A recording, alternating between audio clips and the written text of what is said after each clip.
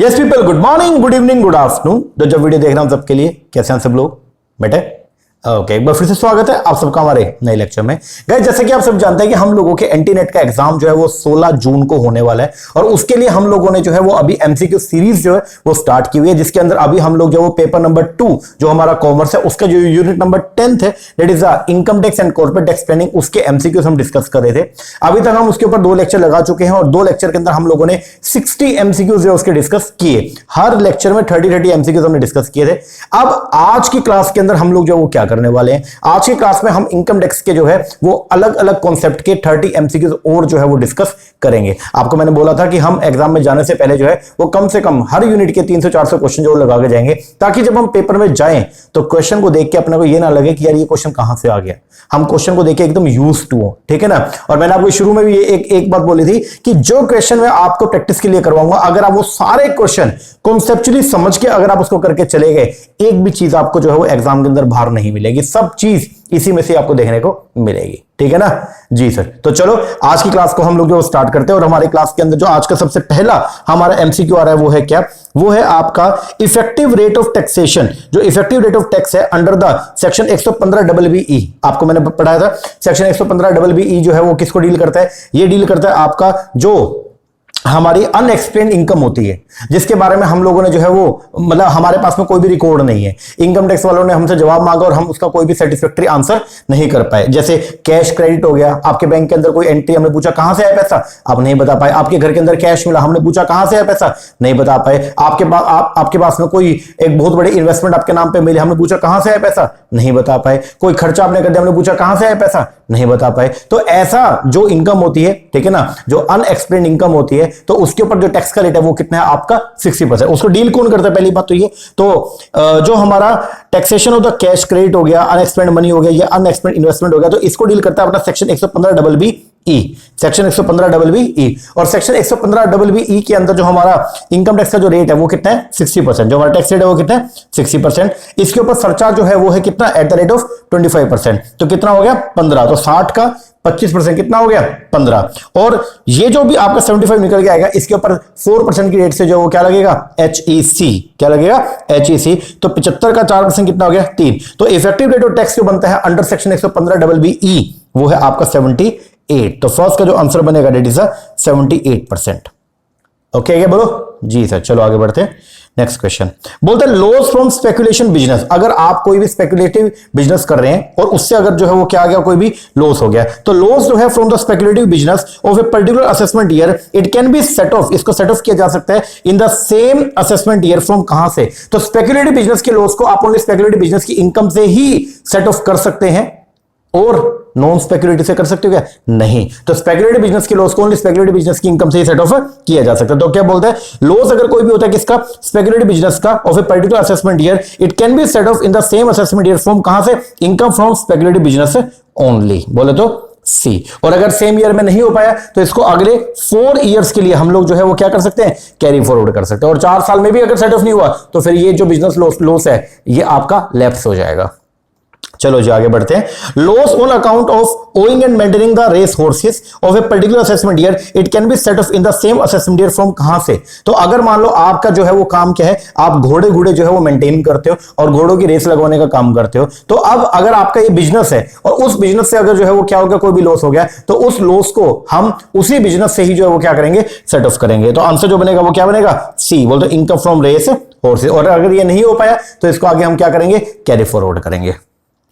आ गया ये long term capital loss जो होता है of a particular assessment year, it can be set off in the same assessment year from कहां से? तो लॉन्ग टर्म जो कैपिटल लॉस होता है, तो लॉन्ग टर्म कैपिटल लॉस को only long term capital gain से ही हम जो है वो क्या कर सकते हैं? सेट ऑफ कर सकते हैं। अगर सेट ऑफ नहीं हुआ तो फिर इसको आगे क्या करना पड़ेगा? कैरी फॉरवर्ड करना पड़ेगा अगले 8 सालों के लिए। और अगले 8 सालों में भी हम उसको only long term capital gain से ही सेट ऑफ कर सकते हैं। तो क्या होता है? लॉन्ग टर्म कैपिटल लॉस जो है of a particular assessment year, it can be set off in the same assessment year from कहां से?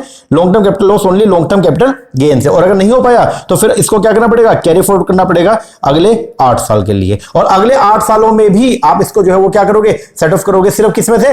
लॉन्ग टर्म कैपिटल गेन में से। लेकिन ये जो खास बात होती है क्या? शॉर्ट टर्म कैपिटल लॉस की। शॉर्ट टर्म कैपिटल लॉस को आप शॉर्ट टर्म कैपिटल गेन से जो है वो क्या करते हो? सेट ऑफ कर सकते हो। और अगर शॉर्ट टर्म कैपिटल गेन नहीं है तो आप शॉर्ट टर्म कैपिटल लॉस को लॉन्ग टर्म कैपिटल गेन से भी सेट ऑफ कर सकते हो। और अगर नहीं हुआ तो अदर इनकम से नहीं कर सकते, फिर इसको भी क्या करना पड़ेगा, कैरी फॉरवर्ड करना पड़ेगा अगले 8 साल के लिए। और अगले 8 सालों में आप इसको शॉर्ट टर्म कैपिटल गेन और लॉन्ग टर्म कैपिटल गेन दोनों से सेट ऑफ कर सकते हैं। तो फोर्थ का जो आंसर बनेगा वो क्या बनेगा, बी। आ गया, which of the following loss is not allowed to be carry forward, इनमें से कौन सा ऐसा लॉस है जिसको आप आगे कैरी फॉरवर्ड नहीं कर सकते। Loss under the head house property कर सकते हो, यस अगले 8 साल के लिए। लॉस फ्रॉम स्पेकुलेटिव बिजनेस कर सकते हो, यस कर सकते हो अगले 4 साल के लिए। Any loss under the head income from other sources, अगर अदर सोर्सेज हेड से कोई लॉस आ गया, अदर सोर्सेज हेड से वैसे हमेशा इनकम ही आती है, लेकिन लॉस यहां से आता है, जैसे विनिंग फ्रॉम लॉटरी की जगह जो है वो लॉटरी का टिकट आपने परचेज किया और वो नहीं लगी, तो ऐसे लॉसेस को आप जो है कभी भी सेट ऑफ नहीं कर सकते। तो आंसर जो बनेगा वो क्या, सी। ध्यान देना, अदर सोर्सेज हेड से ओनली इनकम ही आती है, लॉस कभी भी नहीं आएगा। लॉस अगर जो होगा वहां से तो वो होगा कैजुअल लॉस बेसिकली, और कैजुअल लॉस कभी भी जो है वो एडजस्टेबल नहीं होता, और ना ही आप उसको कैरी फॉरवर्ड कर सकते हो, ना ही उसको किसी अदर इनकम से सेट ऑफ कर सकते हो, और ना ही उसको कैरी फॉरवर्ड कर सकते हो। आगे बढ़ो। ड्यूरिंग द प्रीवियस ईयर के अंदर एसएससी जो है उसने लॉस किया बिजनेस से, तो बिजनेस से उसका जो लॉस था वो था कितना, 1,20,000। कितना लॉस था, 1,20,000 का, जबकि उसकी जो इनकम है हाउस प्रॉपर्टी की वो कितनी थी, 1,10,000। तो एसएससी इस केस में क्या करेगा, तो अगर देखो करंट ईयर के अंदर हमारा बिजनेस का लॉस जो है वो कितना है, 1,20,000, और करंट ईयर में हाउस प्रॉपर्टी की इनकम कितनी है, 1,10,000, तो हमारा करंट ईयर के अंदर जो टोटल अभी लॉस बचा हुआ है वो कितना है, जो एडजस्ट नहीं हो पाया, कितना, 10,000। अब क्या करोगे, इस 10,000 के लॉस को आगे क्या करेंगे, कैरी फॉरवर्ड करेंगे, कितने सालों के लिए, 8 सालों के लिए। तो ये जो 10,000 का लॉस है इसको हम कैरी फॉरवर्ड करेंगे अप टू 8 ईयर। तो आंसर जो बनेगा वो क्या बनेगा, ए। बोले तो बिजनेस लॉस, तो एसएससी यहां पे कैरी फॉरवर्ड करेगा क्या, बिजनेस लॉस को कैरी फॉरवर्ड करेगा कितना, 10,000 ओनली, क्योंकि 1,20,000 में से 1,10,000 तो हम क्या करेंगे, सेट ऑफ ही कर गए, तो बाकी जो बच गया कितना, 10,000, उसको हम आगे क्या करेंगे, कैरी फॉरवर्ड करेंगे अगले 8 सालों के लिए। आ गया ये next question, the loss other than the loss from house property, वो लॉस हाउस प्रॉपर्टी के लॉस को छोड़ के कोई भी अगर लॉस होता है वो अलाउड है कि आप उसको कैरी फॉरवर्ड कर सकते हो ओनली जब एसएससी ने जो वो क्या कराओ, रिटर्न ऑफ इनकम जो है वो ड्यू डेट पे फाइल कर दियो। ओनली हाउस प्रॉपर्टी का लॉस है जिसको आप ड्यू डेट पे अगर रिटर्न ऑफ इनकम फाइल नहीं करते तो भी आप उसको जो है वो क्या कर सकते हो, कैरी फॉरवर्ड कर सकते हो। लेकिन हाउस प्रॉपर्टी के अलावा कोई भी अगर लॉस अगर आपने उसको कैरी फॉरवर्ड करना है तो आपको आरओआई जो है वो फाइल करना पड़ेगा। तो 7th का जो आंसर बनेगा वो क्या बनेगा, B, return of loss before the due date mention under section 139(1).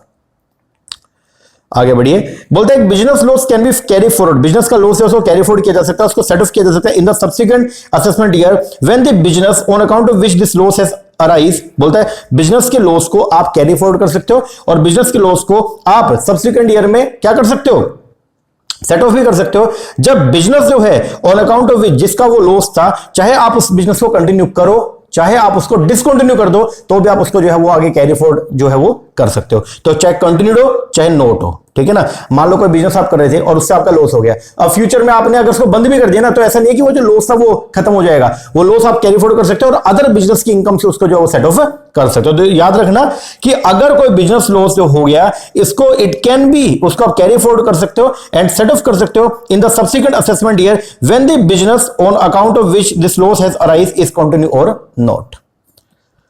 आ गया ये एक business loss other than the loss from the specified business, normal business का लॉस है स्पेसिफाइड को छोड़ के, to in section 35(AD) it can be carry forward for a maximum period. तो कितने सालों के लिए कैरी फॉरवर्ड किया जा सकता है, तो स्पेसिफाइड को, क्योंकि स्पेसिफाइड बिजनेस का जो लॉस होता है उसको, स्पेसिफाइड बिजनेस के लॉस को अनलिमिटेड पीरियड के लिए, अनलिमिटेड पीरियड के लिए आप कैरी फॉरवर्ड कर सकते हो। लेकिन इसके अलावा स्पेसिफाइड के अलावा जो नॉर्मल बिजनेस का लॉस है उसको, अगर वहां से बिजनेस लॉस आ गया, नॉर्मल बिजनेस से कोई लॉस आ गया तो उसको अगले 8 सालों के लिए आप लोग जो कैरी फॉरवर्ड कर सकते हो। आंसर क्या आएगा, ए। बोल दो 8 years but it should be set off in the subsequent assessment year if there is an business income. बिल्कुल सही बात है कि 8 सालों के लिए कैरी फॉरवर्ड कर सकते हो, लेकिन वो अगले 8 सालों में जो सेट ऑफ होगा वो ओनली बिजनेस इनकम से सेट ऑफ होगा। आगे, loss from trading in share, अगर आप जो है वो शेयर डेरिवेटिव में अगर आप क्या करते हो, ट्रेडिंग करते हो और वहां से अगर कोई भी क्या हो गया, लॉस हो गया, तो जो भी ट्रेडिंग आपने करी carry on in the recognised stock exchange it can be set off, इसको आप सेट ऑफ कर सकते हो कहां से, स्पेकुलेटिव बिजनेस की इनकम से भी और नॉन स्पेकुलेटिव बिजनेस की इनकम से भी। तो from the income of both the speculative and the non speculative business. आगे, वेयर एन असेसी ओप्ट, अगर असेसी ओप्ट करता है to be tax under the old regime for claiming deduction under section 80C for the life insurance premium if the payment is made by the assessee for his child then the child, तो child कौन सा होगा? अगर आपने जो है वो क्या लिया, अपने बच्चे के लिए कोई भी लाइफ इंश्योरेंस प्रीमियम जो लाइफ इंश्योरेंस पॉलिसी ले ली और उसके ऊपर कोई भी प्रीमियम पे किया, अब बच्चा कौन होना चाहिए जिसके लिए आपको डिडक्शन मिलेगी? तो बच्चा चाहे मैरिड हो चाहे अनमैरिड हो, चाहे वो डिपेंडेंट हो चाहे वो नॉट डिपेंडेंट हो, तो the child may be married, unmarried, dependent और नॉट डिपेंडेंट। आगे बढ़े, when an assessee ought to be taxed under the old regime and the assessee has paid life insurance premium, assessee ने जो है वो life insurance premium का payment कर दिया, कितना? 25,000 रुपए during the previous year for a policy, और पॉलिसी कितने की थी? 2 लाख रुपए की। 2 लाख की पॉलिसी पे आपने 25,000 का पेमेंट कर दिया। पॉलिसी कब ली? 1/4/2023 को। 1/4/2023 को आपने एक पॉलिसी लिया 2 लाख रुपए की और उसके ऊपर आपने जो 25,000 का जो है वो क्या कर दिया? प्रीमियम पे कर दिया। सर अगर मान लो 1/4/2013 के बाद में अगर आप कोई भी पॉलिसी लेते हो तो उस केस के अंदर जो है मैक्सिमम जो भी पॉलिसी अमाउंट है उसका 10% प्रीमियम जो है वो क्या होता है? अलाउड। तो 2 लाख रुपए का कितना? 10% बोलते 20,000 की ही आपको जो है वो क्या मिलेगी? सेक्शन 80C में रिडक्शन मिलेगी, उसके ऊपर की रिडक्शन नहीं मिलेगी। तो आंसर इसका जो बनेगा 12th का वो क्या बनेगा? बी। तो बोलता है he shall be allowed deduction under 80C to the extent of 10% of the capital sum assured that is 20,000। आगे, where an assessee opt to be tax, अगर असेसी जो है वो ओप्ट करता है कि वो ओल्ड रिजीम में ही टैक्स का पेमेंट करेगा, मतलब सेक्शन 115 BAC को ओप्ट नहीं किया, तो डिडक्शन जो होते हैं सेक्शन 80CC में, तो सेक्शन 80CC में जो डिडक्शन जो अलाउड होती है वो कितनी होती है? तो 80CC के अंदर जो डिडक्शन आपको मिलेगा, सबसे पहले तो ये अगर एम्प्लॉई है सेंट्रल गवर्नमेंट का, स्टेट गवर्नमेंट का या किसी भी अदर प्राइवेट एसोसिएशन का अगर वो एम्प्लॉई है तो उस केस में 10% ऑफ द सैलरी, और अगर वो सैलरीड पर्सन नहीं है तो फिर क्या होगा? 20% of the gross total income. ठीक है जी, तो ये मिलेगा एक तो employee and the employer contribution up to 10% of salary, and अगर in case of self employed person है और उसने अगर 80CC में कोई भी क्या बोलते हैं कंट्रीब्यूशन किया तो फिर उसका 20% of the gross total income. ठीक है, इसके अलावा सेक्शन 80CC1B में एडिशनल डिडक्शन और मिलती है, वो कितनी है? मैक्सिमम कितने? 50,000। ठीक है ना जी, तो आंसर क्या है? डी। आ गया हो, where an assessee opt to be tax under the old regime deduction under section 80DD, section 80DD में जो डिडक्शन आपको मिलती है वो कितनी मिलती है? फ्लैट 75,000। इसमें एक्सपेंस को हम कंसीडर नहीं करते, तो for a sum of 75,000 irrespective of the actual expenditure और डिपॉजिट। और अगर जिसका जो आपका डिपेंडेंट है, जिसका आप इलाज करवा रहे हो, अगर वो सीवियर डिसेबल है, deduction under section 80DD in case of dependent with severe disable, तो उस केस में जो डिडक्शन आपको मिलेगी वो फ्लैट कितनी मिलेगी? 1,25,000 रुपए irrespective of the actual expenditure और डिपॉजिट। आगे बढ़ो, डिडक्शन अंडर सेक्शन 80JJAA आपको मैंने बताया था ज्यादा आदमी लगाओ। ठीक है ना, तो इसके अंदर क्या था कि अगर आपने प्रीवियस ईयर के अंदर जो है वो क्या किया, जो आपके नॉर्मल कैपेसिटी है, जितने आपके यहां पे जॉब करते हैं उससे ज्यादा लोगों को आपने जो है वो क्या किया? लगाया और उनको रोजगार दिया, तो उनको आप जो भी सैलरी का पेमेंट कर रहे हो उसका 30% तक की डिडक्शन आपको यहां मिलेगी अगले 3 सालों तक। तो सेक्शन ये जो है वो क्या बोलता है? डिडक्शन जो मिलेगी 80JJAA में इन रिस्पेक्ट ऑफ एम्प्लॉयमेंट दिया ऑफ द न्यू एम्प्लॉइज को is allowed to the extent of 30% of the additional employ cost, जितनी भी आपकी एम्प्लॉय कॉस्ट आ रही है उसका 30% तक की रिडक्शन मिलेगी, to be allowed as reduction for 3 assessment year. आ गया ये, where an assessee opt to be tax under the old regime deduction 80QQB, 80QQB की डिडक्शन होती है वो किसकी होती है? रॉयल्टी का। ठीक है, अगर आपने जो है वो क्या किया, कोई भी बुक छापी और बुक के ऊपर आपको क्या मिलती है? रॉयल्टी मिलती है, तो आपको डिडक्शन जो है वो मिलेगी 80QQB में। It is allowed to an author of the book provided such book is of, कि वो बुक जो है वो कौन सी होनी चाहिए? लिटरेरी बुक हो, आर्टिस्टिक हो या फिर साइंटिफिक नेचर की बुक होनी चाहिए। बोल तो डी।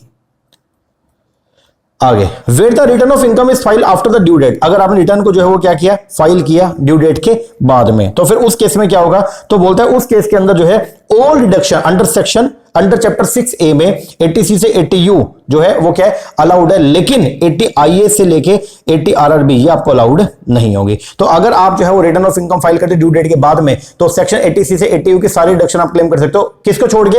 80IA से लेके 80RRB की। ये बेसिकली बिजनेस के रिस्पेक्ट में डिडक्शन होती है, ये आप क्लेम नहीं कर सकते। इनको अगर क्लेम करना है तो ड्यू डेट तक आपको जो रिटर्न फाइल करना पड़ेगा। आगे, if the assessee is engage in the business of growing and manufacturing T, अगर असेसी क्या करता है? चाय पत्ती को बनाता भी है, उगाता भी है और फिर उसका मैन्युफैक्चरिंग भी करता है, मतलब वो दोनों काम कर रहा है, एग्रीकल्चर एंड नॉन एग्रीकल्चर दोनों काम कर रहा है। तो उस केस में जो है वो क्या होगा, उस केस के अंदर जो है एसएससी जो भी टोटल इनकम कमाएगा उसकी 60% इनकम को क्या माना जाएगा, एग्रीकल्चर इनकम, एंड 40% मानी जाएगी क्या, बिजनेस इनकम। तो बोलते हैं if the SSC is engage in the business of growing and manufacturing tea in India, तो agriculture income in that case shall be कितना, 60% of the income from such business, ये क्या मानी जाएगी, एग्रीकल्चर इनकम, और बाकी जो 40% है वो क्या मानी जाएगी, बिजनेस इनकम। आगे बढ़ो, अब ये क्वेश्चन ध्यान से समझना। बोलते if the SSC is engage in business of manufacturing of T, only manufacturing कर रहा है चाय की, तो वो क्या कर रहा है, एग्रीकल्चर इनकम नहीं, एग्रीकल्चर एक्टिविटी नहीं कर रहा, ओनली बिजनेस एक्टिविटी कर रहा है। तो वहां से अगर वो कोई भी पैसा कमाएगा ना, वो सारा का सारा क्या होगा, taxable. Such income shall be, तो ये जो इनकम होगी वो क्या होगी, फुली टैक्सेबल, क्योंकि यहां पे इसको हम क्या ट्रीट करेंगे, ऐसे बिजनेस, और बिजनेस ट्रीट करेंगे तो जो भी इनकम कमाएंगे वो सारी की सारी क्या होगी, फुली टैक्सेबल। आगे, if the SSC is engage in the business of growing and curing of coffee, अगर एसएससी जो है वो क्या काम कर रहा है, ग्रो एंड क्योर करता है कॉफी को, तो एग्रीकल्चर इनकम इस केस के अंदर जो है वो क्या होगी, तो अगर एसएससी जो है वो ग्रो भी करता है और उसका क्योर भी करता है, ठीक है ना, तो उस केस के अंदर जितना भी वो पैसा कमाएगा उसका 75% क्या होगी, एग्रीकल्चर इनकम, और रिमेनिंग 25% जो है वो क्या होगी, आपकी बिजनेस इनकम।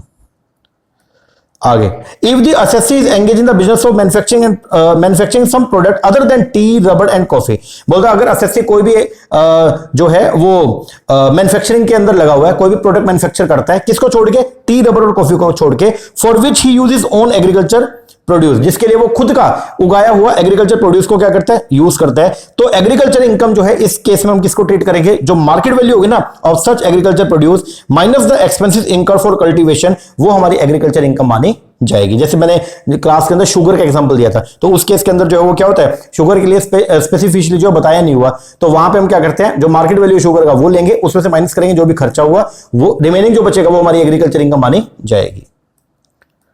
आगे, if an assessee use the agriculture produce grown by him for his own consumption, मैं खुद खेती करता हूं और खेती करके जो भी मैं फसल उगाऊंगा उसको मैं खुद ही यूज कर लेता हूं, तो उस केस के अंदर जो है वो क्या होगा, तो उस केस के अंदर nothing shall be treat as agriculture income, कोई भी मेरी एग्रीकल्चर इनकम नहीं है, क्योंकि मैंने खेती करके जो भी उगाया वो सब मैंने खुद ही क्या कर लिया, कंज्यूम कर लिया।